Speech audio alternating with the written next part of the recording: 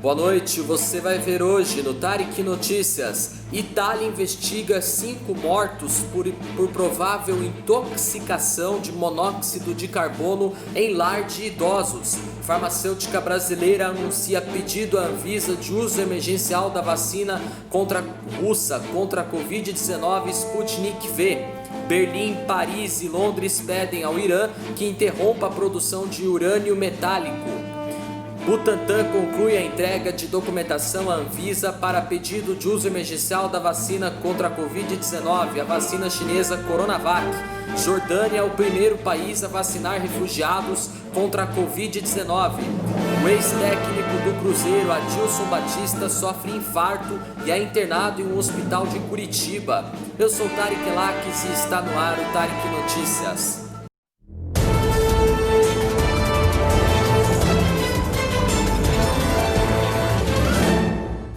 5 residentes de um lar de idosos no sul de Roma, na Itália, foram encontrados mortos hoje e outros 5, junto com 2 membros da equipe, que estão em estado grave após um vazamento de monóxido de carbono, segundo informaram as autoridades. Segundo informou a AFP, o serviço de imprensa dos carabineiros de Roma, infelizmente há 5 mortos e tem outros 5 residentes em estado grave e 2 membros da equipe. Um total de 7 pessoas hospitalizadas. A equipe de enfermeiros hoje de manhã descobriu ao amanhecer 12 pessoas inconscientes no lar de idosos de Lanúvio, que tinha 10 residentes. O grupo de resgate enviado ao local confirmou a morte de 5 residentes. Outros 5 foram levados a um hospital próximo e 2 assistentes sanitários a um hospital de Roma. Todos eles com sintomas de intoxicação por monóxido de carbono, indicam um comunicado da unidade de crise anti-Covid-19 da região de Lácio, em Roma, capital da Itália. Bom, vamos à próxima notícia. O grupo farmacêutico União Química informou ontem que, em conjunto com o Fundo Russo de Investimento Direto, protocolou na Anvisa o pedido de uso emergencial no Brasil de 10 milhões de doses da vacina russa contra a Covid-19, a Sputnik V. De acordo com nota da União Química, as 10 milhões de doses estarão disponíveis para o Brasil até o final do primeiro trimestre deste ano. A empresa informou que a vacina será produzida em fábricas de Brasília e de Guarulhos, com base em acordo de transferência de tecnologia firmado com o Fundo Russo. O pedido para estudos em humanos da vacina no país foi feito pela União Química Anvisa no dia 29 de dezembro do ano passado. A agência informou que, para o pedido de uso emergencial, a vacina precisa estar em estudo de fase 3 no país. As empresas que desenvolvem a Sputnik V entraram com pedido de anuência de estudo no Brasil. De acordo com a Anvisa, o processo ainda está em andamento e aguarda a complementação de informações para que a análise seja concluída. A Sputnik V é a mesma vacina que começou a ser aplicada na Argentina e em Belarus, e foi a primeira a ser registrada no mundo contra a Covid-19 em agosto do ano passado.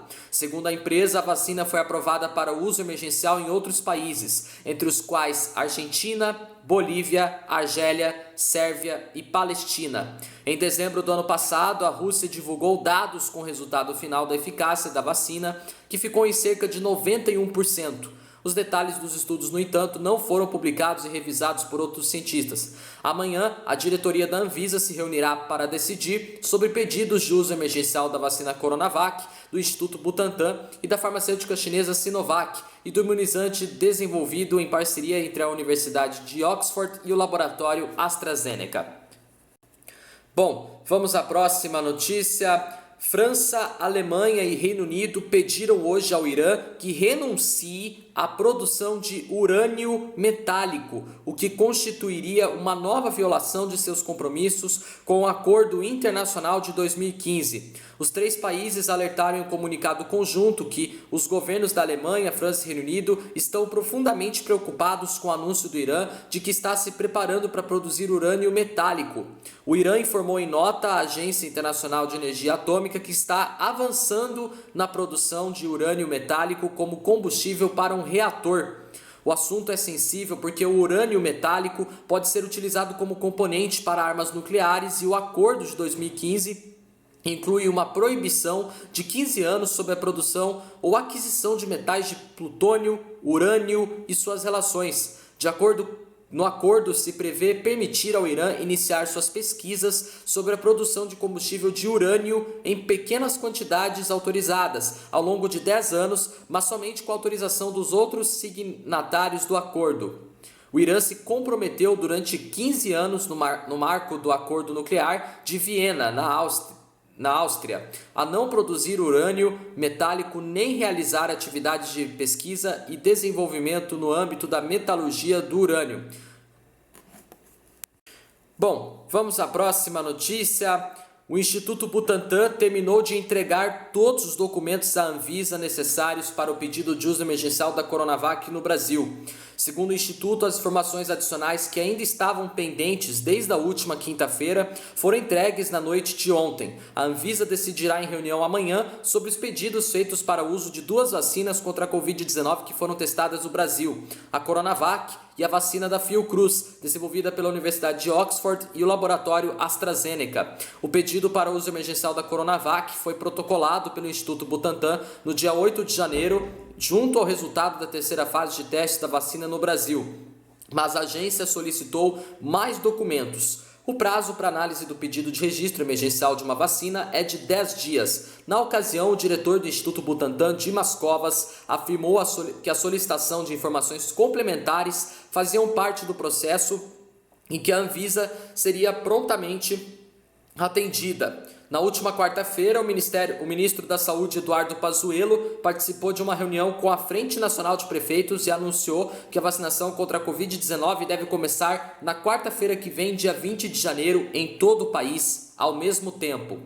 O Ministério da Saúde também pediu ao Butantan a entrega imediata de 6 milhões de doses prontas da Coronavac, que estão em poder do Instituto e foram importadas do laboratório Sinovac da China, parceiro do Butantan na produção do imunizante. Através de ofício, o Ministério informou que o montante é referente ao contrato de R$ 2.600.000 firmado entre o órgão federal e o Laboratório Paulista para a inclusão da Coronavac no Programa Nacional de Imunização. O Butantan prometeu entregar as doses assim que a Anvisa autorizar o uso emergencial da vacina e questionou o Ministério da Saúde sobre quantas doses da Coronavac serão destinadas ao estado de São Paulo no PNI. A gestão do governador de São Paulo, João Dória, do PSDB, estima que o estado paulista tem direito a cerca de 1,5 milhão de doses. O cálculo é feito com base no tamanho da população do estado. Os testes da Coronavac no Brasil foram feitos em 12.508 voluntários, todos profissionais de saúde da linha de frente do combate ao coronavírus, e envolveram 16 centros de pesquisa. A vacina registrou 50,38% de eficácia global nos testes realizados no país, índice que aponta a capacidade do imunizante de proteger em todos os casos, sejam eles leves, moderados ou graves. O número mínimo recomendado pela OMS e também pela Anvisa é de 50%. Na prática, a Coronavac tem potencial de reduzir pela metade os novos registros de contaminação em uma população vacinada e reduzir a maioria dos casos leves que exigem algum cuidado médico. Além disso, nenhum dos vacinados ficou em estado grave, ou ficou internado ou morreu. Bom, vamos à próxima notícia. O rei Abdullah II da Jordânia e seu filho, o príncipe herdeiro Hussein, foram vacinados esta semana para marcar o início da campanha de vacinação da Covid-19 no país. As autoridades querem vacinar 1/4 dos seus 10 milhões de habitantes e o país da Jordânia é o primeiro a vacinar refugiados em seu solo. São 750 mil refugiados, segundo a Organização das Nações Unidas, a ONU, a maioria sírios que fugiram da guerra. Para Bert, outros países deveriam seguir este exemplo. A Jordânia é um dos últimos países do Oriente Médio a iniciar a campanha nacional de vacinação, segundo disse o chefe de Relações Exteriores do Alto Comissariado das Nações Unidas para Refugiados em Amman, Francesco Berti.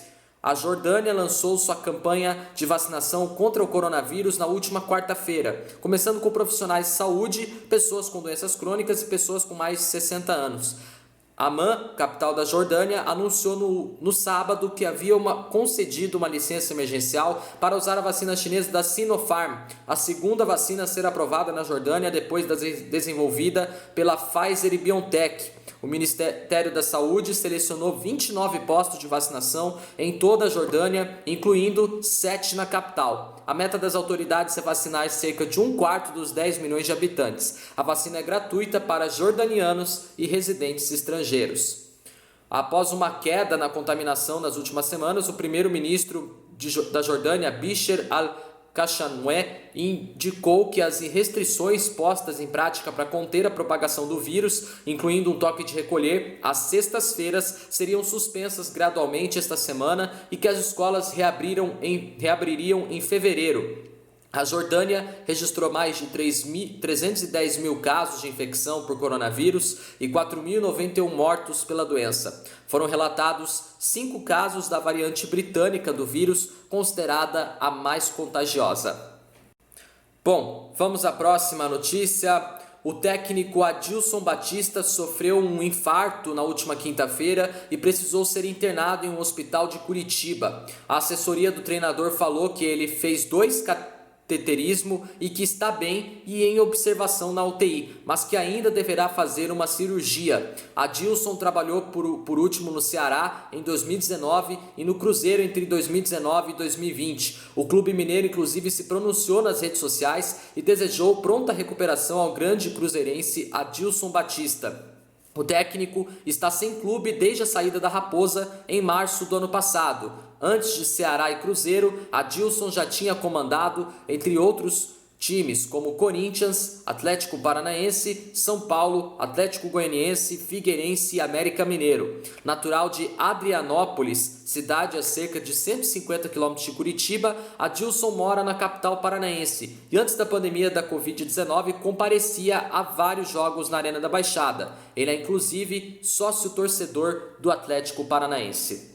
Bom, nosso jornal Tarek Notícias termina por aqui. Se você quiser rever nossos vídeos desde a nossa primeira edição do nosso jornal, tá no nosso canal, corre lá, deixa seu like, se inscreva no meu canal e me acompanhem também no Instagram e no Facebook. Tenham todos uma boa noite, um ótimo sábado para vocês, bom fim de semana e até amanhã no programa lá no nosso segundo canal, Histórias da Nossa Terra. Vejo vocês amanhã. Valeu, tchau!